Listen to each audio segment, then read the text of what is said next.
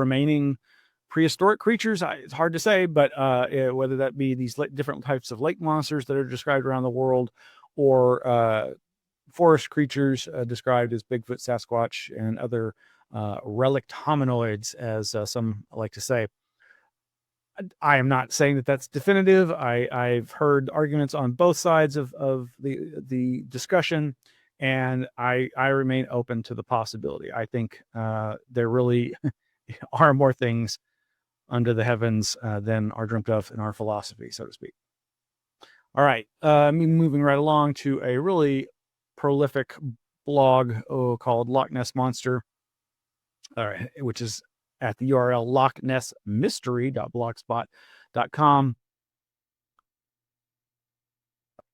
This most recent article, Ted Holliday's last unpublished book. You know, I haven't read Ted Holliday in ages.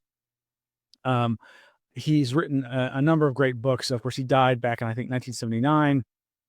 And several books of his were published posthumously after his death. And I really think he's worthy of your attention. If you've never heard of him, he's very worth looking into. You can, of course, go to our webpage where we have more information about him over at anomalyarchives.org. His full name, Frederick, aka Ted William Holliday, lived from 1921 to 1979. He was an English journalist who wrote books about angling and also the Loch Ness Monster. But really, he's one of those who really looked at the paranormal aspects, the strange synchronicities that surround these types of events. And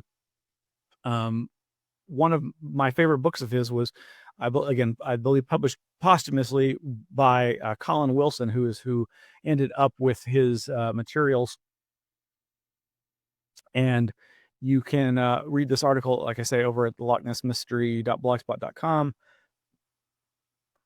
at where the author says, "For me personally, the story goes back to 2018, trying to access this manuscript with a view to the cryptozoological world, reading this work by one of the most notable researchers on the Loch Ness mystery.